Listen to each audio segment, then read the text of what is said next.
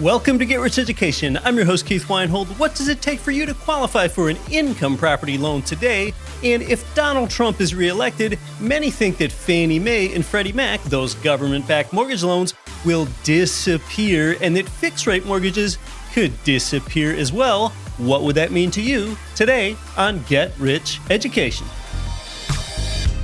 Finally, with Total Control Financial, get checkbook control of your existing 401k and IRA funds to invest in real estate. Yes, you can move your retirement money into your own checking account, but you must avoid the little-known tax that you'll get hammered with in a self-directed IRA. Instead, start your QRP. Learn more and get your free copy of the QRP book by text messaging QRP in all capital letters to 72,000. You're listening to the show that has created more financial freedom than nearly any show in the world. This is Get Rich Education.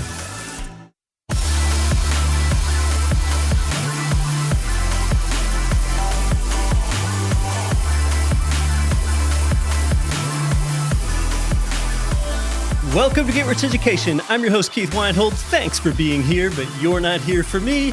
You're here for you, bringing you that weekly dose of real estate abundance. We emphasize direct investment in real estate here. That way you typically have both higher returns and more control. Why don't we talk about real estate light? I'm talking about something like REITs here, real estate investment trusts. Well, REITs behave a lot like stocks. And there's so much administrative and compliance expense and layers of management and advertising and all kinds of overhead. Now, real estate syndication is something that we discuss a little. That's where you and other investors get into not so much a fund, but rather into one specific deal, like one apartment building that has one address or one group of ATMs or even a complex of assisted living homes. That's what real estate syndication means. It's investing alongside others in one specific deal, not a fund. And that's because that deal is so big, or that apartment building is so big, that you wouldn't be able to buy it all yourself. A syndication is more passive than direct investing, and it provides you with less control. They're the trade-offs, and you often don't get a return that's as high either. Then, finally, with direct investing, some might call it turnkey real estate investing, you've got that great control and you're paid those up to 5 ways simultaneously. Now, within this direct investing, you can either hire out professional management, which takes care of 90, 95, 99% of the hassles for you, or you could get really hands-on and even self-manage where tenants could contact you directly.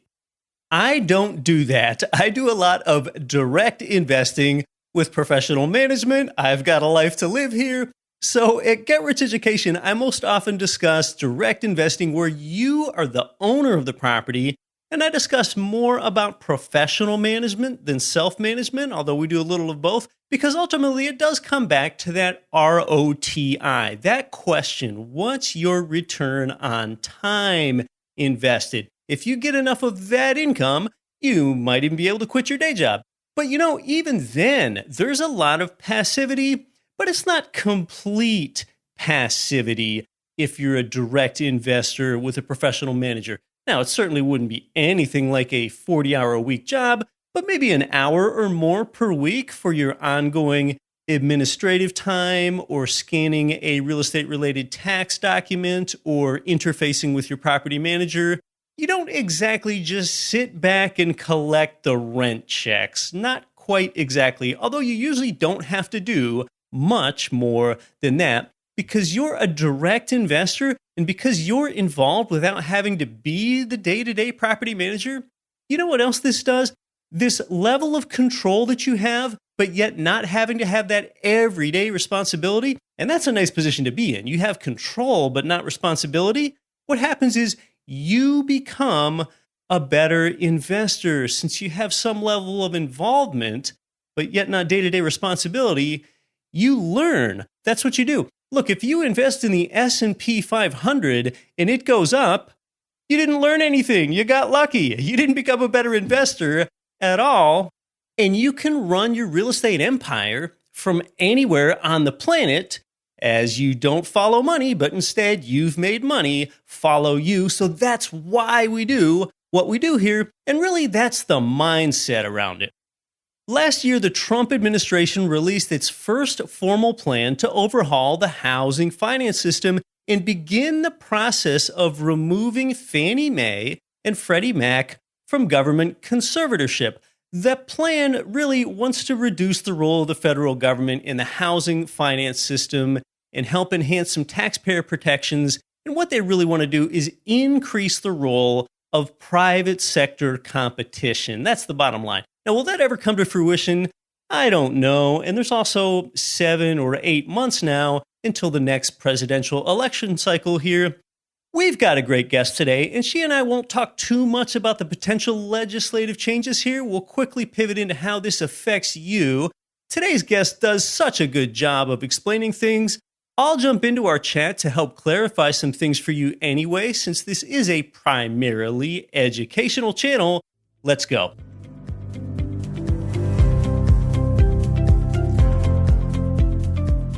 As the president of Ridge Lending Group, this week's guest has spent the last 20 years as a nationwide lender and loan officer. Importantly, she is a real estate investor herself, so she really understands what you need. Her firm specializes in investment property loans, and they have worked with tens of thousands of investors and homeowners all over the country and outside the country, people just like you. In fact, the company she leads, Ridge Lending Group, has helped more people realize financial freedom through real estate than any other mortgage lender in America.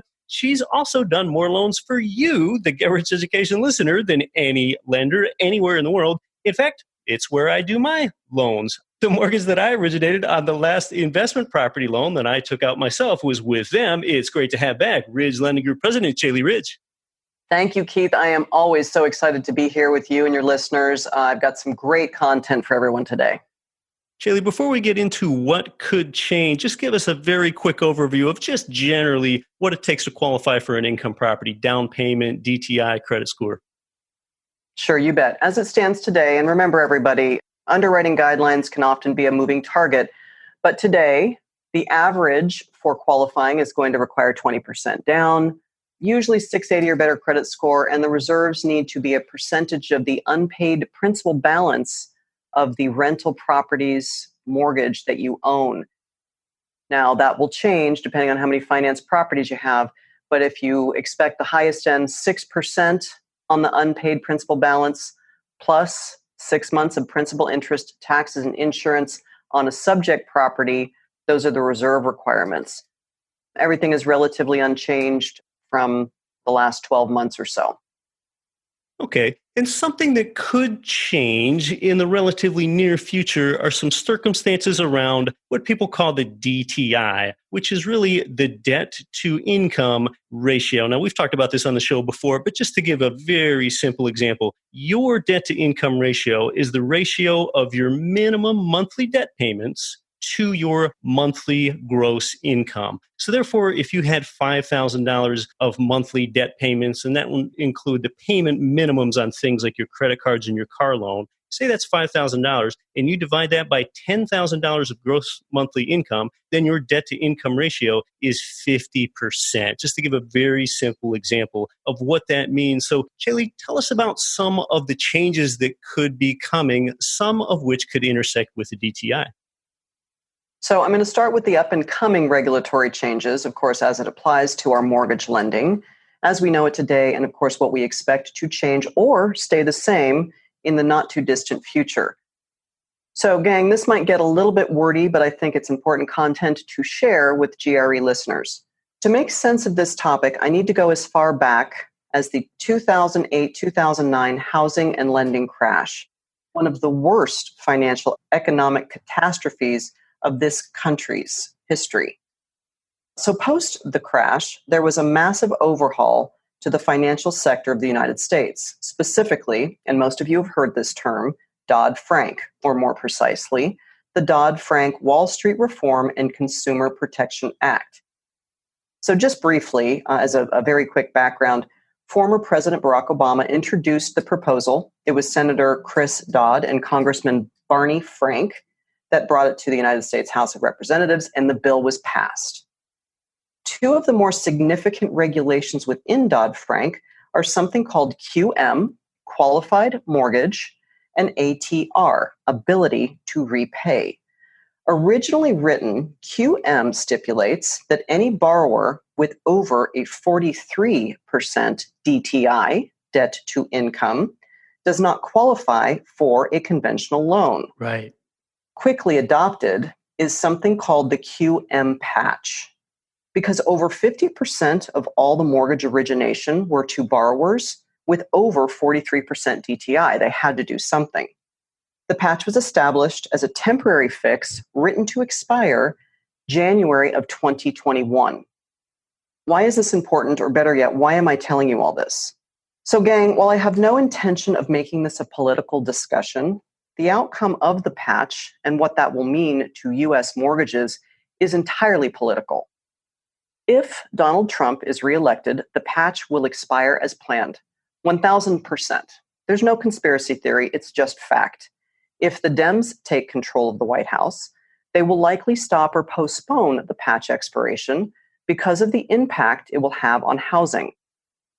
Something that came out of Dodd-Frank was called the CFPB. That's the Consumer Financial Protection Agency. That is a U.S. government agency born in 2011. It's basically just the consumer protection watchdog over banks and mortgage servicing and other operations. So the CFPB set that 43 max DTI. Do I have that right so far, Caeli? Correct.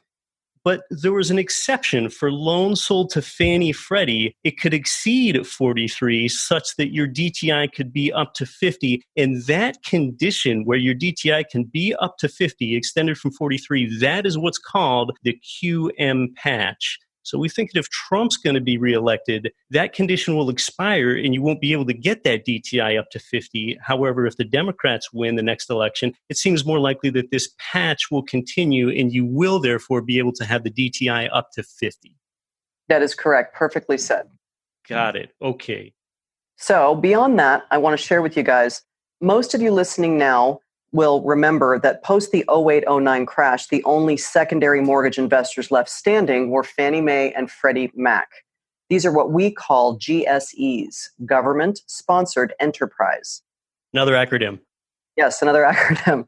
And for those of you that don't know, Fannie Mae, Freddie Mac are publicly traded companies that federally insure mortgage-backed securities, which are tied to what? Real estate, right? Right. As publicly traded companies, obviously, investors will put their money in for a return. So in looking at how that correlates with our most prevalent mortgage-backed security, the fixed rate, we'll say specifically a 30-year fixed rate, the average 30-year fixed rates right now for an investment property are in the 4s. Now, whether you think so or not, the reality is that's an almost obscenely low fixed for 30 years interest rate. It is amazing. Very, very low, yes. So why do we think that is? Well, I'll tell you, it's because the United States government has insured that loan against default. As an investor buying federally insured mortgage-backed securities, that's a pretty safe bet. Without that insurance, one, you probably won't see a fixed rate mortgage, aka like the rest of the world.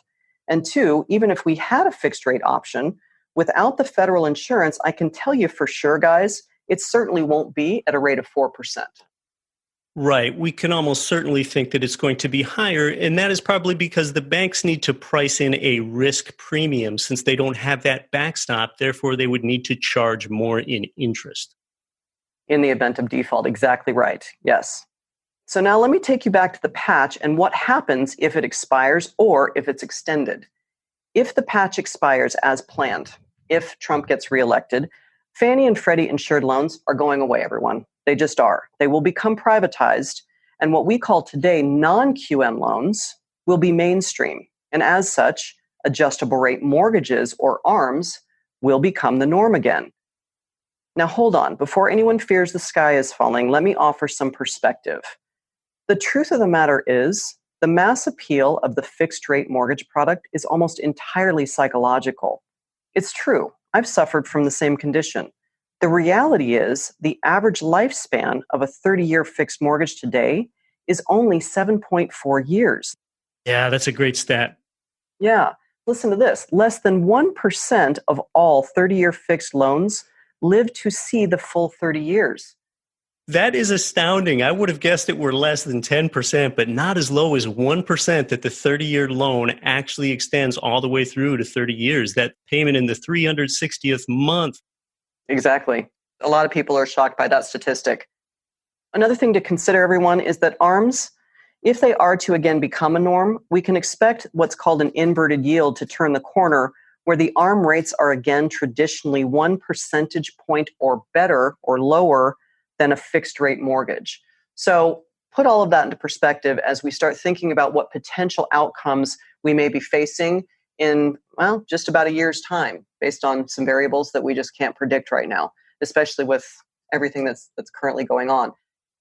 If the patch is extended, then I can simply say that at least for the interim, it should be business as normal or as usual, TBD. All right. And again, the patch being extended, meaning that there would be that federal government backstop and we could get debt to income ratios up to 50 rather than 43. I want to ask you more about fixed versus adjustable rate mortgages here in just a moment, but I think it can actually be difficult to remember why the QM patch would expire if Trump's reelected, because that would mean that you couldn't get DTIs up to 50 anymore if Trump were reelected, if we're assuming that that would happen. I think that's difficult to remember because we think of Trump as the real estate president, but yet real estate lending would be more restrictive if he were reelected. So why would that be? Well, it's going to be more about privatizing Fannie Freddie. He wants, more than anything, the White House with Trump in it, they want Wall Street to have their shot at mortgage-backed securities again, is the simple way to answer that question. That's the way to think about it, because if you think of Trump and his stance and his party as the more capitalistic one, you want to take things out of the public sector and more into the private sector. That might be a way to remember this. Caeli and I are going to come back and talk more about the difference between fixed rate mortgages and adjustable rate mortgages and more. You're listening to Get Rich Education. Our guest is Ridge Lending Group President Caeli Ridge. I'm your host, Keith Weinhold. Countless property investors get killed with maintenance costs, but that's far less likely when you buy brand new construction. Let me tell you about JWB Real Estate Capital in Jacksonville, Florida. They pioneered the build-to-rent model where you can invest in new construction, turnkey rental properties. That's why JWB was featured on the front page of the Wall Street Journal. To learn more and see inventory, go to newconstructionturnkey.com. The company that's provided our listeners with more loans than anyone is Ridge Lending Group, NMLS 42056. You can finance more than 10 single families up to fourplexes. Serving most U.S. states, their knowledge and experience leads to your financial freedom. They're number one in the investment space. Pre-qualify and then chat with President Caeli Ridge personally. Start on your next investment property loan right now at ridgelendinggroup.com. This is Richard Duncan, publisher of Macro Watch. Listen to Get Rich Education with Keith Weinhold, and don't quit your daydream.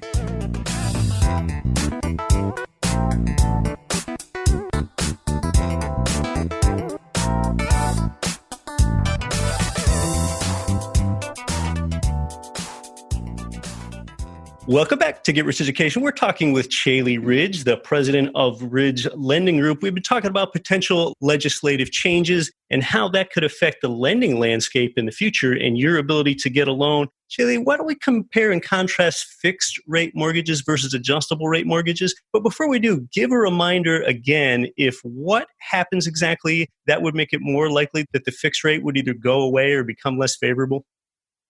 It's very likely that if the Republicans stay in the White House, fixed rates will be a thing of the past and or a lot less desirable than if the Democrats take the House in the election this year. Fixed rates will probably stay status quo for the time being. This would be a substantial change, and I think an investor needs to tweak their mindset. For example, you as an investor, you probably have fixed rate loans on most of or all of your properties, so you've been used to having that same interest rate for the life of your loan Oftentimes, you may not understand that you're paying a premium for that 30-year certainty, but your principal and interest payment does not change. So with ARMs, adjustable rate mortgages, it's different. Now we're talking about a loan with an interest rate that can change periodically. You've got a lower rate, but if you've got a lower rate, therefore it probably makes it easier to qualify with an ARM, at least to get in the beginning. That's true. Yeah. As it relates to the debt to income ratio calculation, the new mortgage payment that you are securing on this rental property is going to have an impact on how the DTI is calculated. If I were to otherwise comment on some of the differences between, play devil's advocate, 30-year fixed and an adjustable rate mortgage, we had mentioned earlier, a 30-year fixed mortgage is conservative as it gets. Yeah. A lot of people really focus, and I feel like kind of are conditioned to only want the 30-year fixed. I understand that, and it is extremely secure. You will pay a higher interest rate if we see that paradigm shift. And remember this too, you guys, over 30 years, if anyone has ever really taken the time to look at their mortgage documents at the closing table, pay attention to the amount of interest that you end up paying for that low fixed rate if you pay it for 30 years. It's very often double what your original principal balance was versus if we look at the adjustable rate mortgage, and I'm not selling anybody on one or the other, just again, trying to play devil's advocate. If you look at the adjustable rate mortgage and continue to utilize that vehicle in the lower interest rate for your investment properties, you're going to be able to choose between, say, a 5-year ARM, where the interest rate is fixed for 5 years before it can change, or a 7-year, maybe it's a 3-year, where again, the interest rate does not change for that period of time. And after that fixed period of time, what will happen is the interest rate will adjust based on predetermined caps.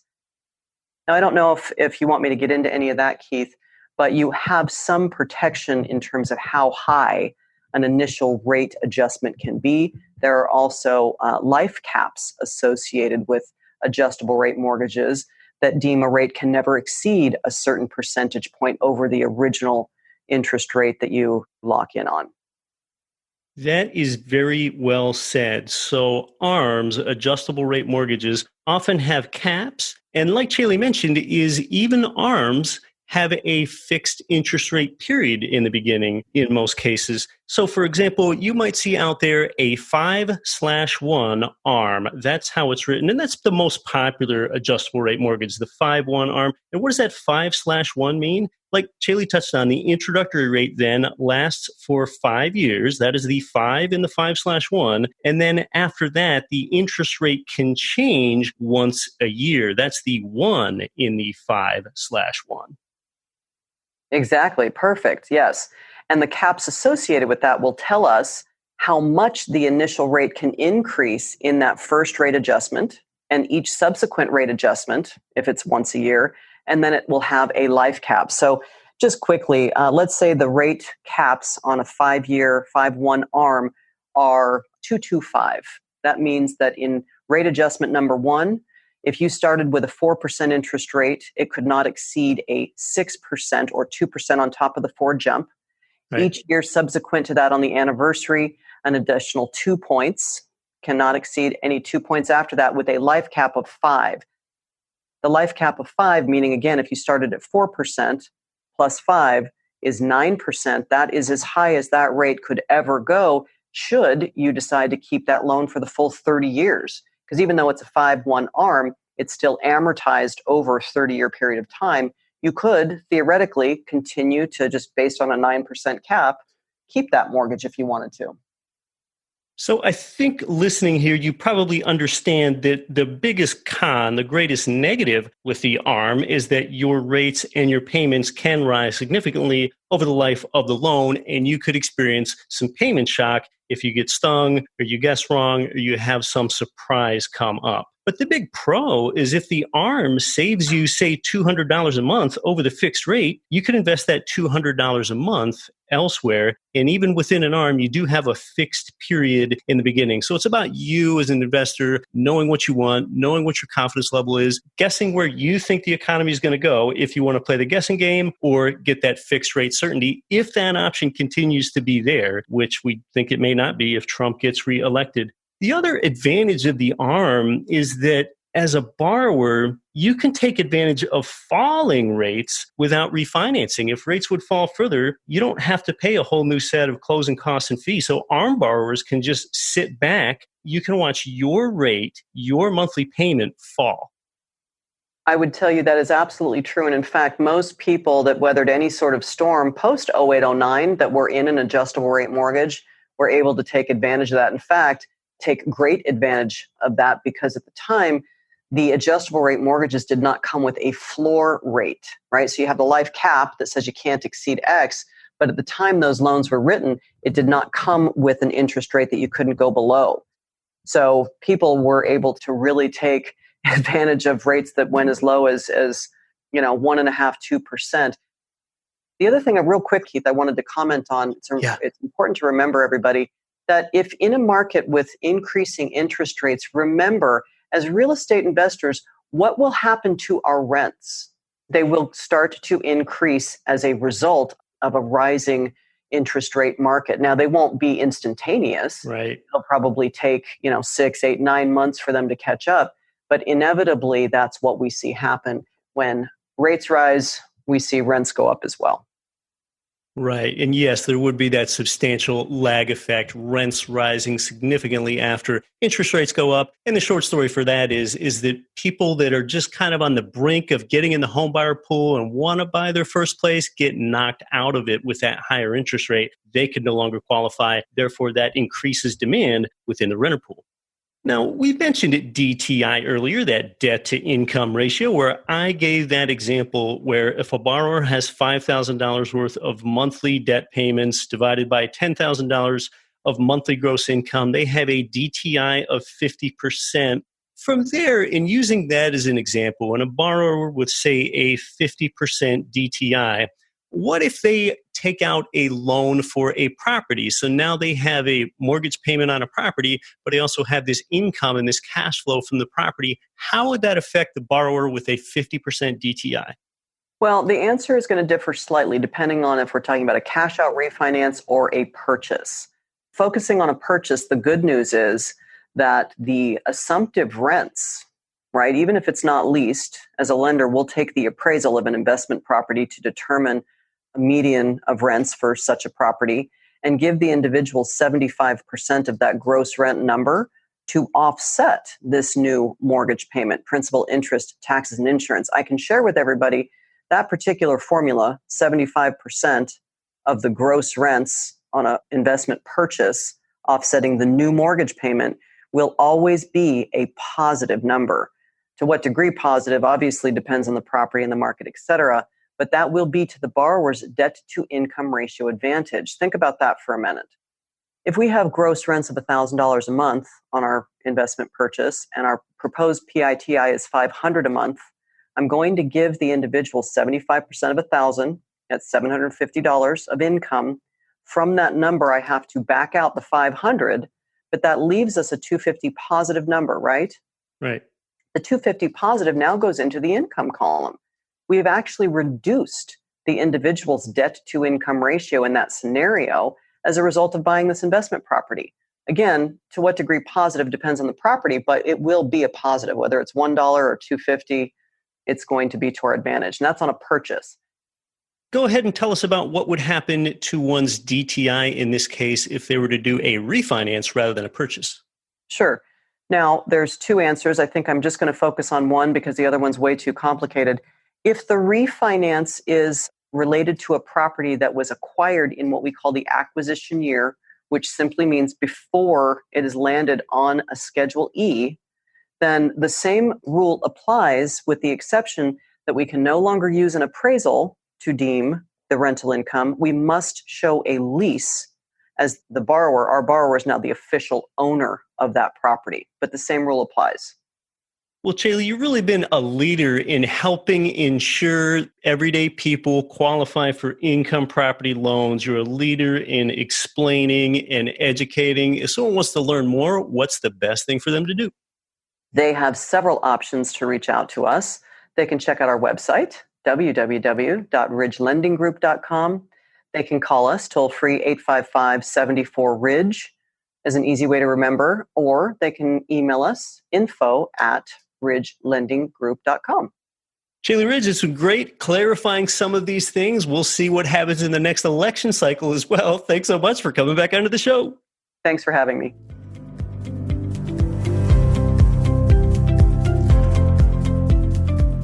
Yeah, great nutrient-dense material from Caeli as usual. Now, no matter where you originate a loan for your next property, whether that's a primary residence or an income property, let's be frank about something. No borrower is going to be in love with the process of supplying your mortgage loan underwriting with all of the necessary documents to qualify. You do need to show that you have a real income with real reserves and a real credit score, but you don't need too high of a credit score. All right, no one's in love with this process, though. But there's a reward here. You're doing it for the leverage. As you know, the wealth-building benefits of leverage even crush that of compound interest, and you're also pretty likely to get a great interest rate as a reward. You know what they say, right? Banks will give you a loan once you can prove that you don't need it. So let's review some more of what we've learned here. For you to qualify for an income property loan today with the best rates and terms, a conventional loan, it still takes a 20% down payment. If Trump is reelected this coming November, Fannie Mae and Freddie Mac are more likely to disappear. The debt-to-income ratio maximum threshold would be lowered, perhaps 50 down to 43, and even the fixed rate might go away. Oppositely, if Democrats win the presidential election come this November, it's more likely that Fannie and Freddie will remain intact. DTI thresholds could even remain at 50% maximum for those Fannie-Freddie-backed loans, and it would increase the chances that the fixed-rate mortgage sticks around. We also learned that with an additional cash-flowing property added to your portfolio, your debt-to-income ratio often improves. Now, personally, I don't think that Trump will let real estate destabilize for any reason whatsoever, because in the past, even what I'll call quote-unquote regular presidents, they knew how important housing was to the economy. So a quote-unquote real estate president like Trump is even more likely to lend support to real estate's interests, whether you like Trump or not. If there are substantial changes imminent after the election near the end of this year, of course, I'm going to be here for you again, probably with Caeli, to help you navigate how that would look. One other thing to appreciate about Caeli at Ridge Lending Group is that she helps support this show. You've probably heard their spot play on the show here for years. So she helps ensure that my slack-jawed operation makes it to the microphone every week. So when you're getting your next loan into qualification there at Ridge, you might just let her know that you appreciate her supporting GRE. Ridge is the same place that I did my last loan, and my loan before that one too. You can get started at ridgelendinggroup.com. Until next week, I'm Keith Weinhold. Don't quit your daydream. Nothing on this show should be considered specific, personal, or professional advice. Please consult an appropriate tax, legal, real estate, financial, or business professional for individualized advice. Opinions of guests are their own. Information is not guaranteed. All investment strategies have the potential for profit or loss. The host is operating on behalf of Get Rich Education, LLC exclusively.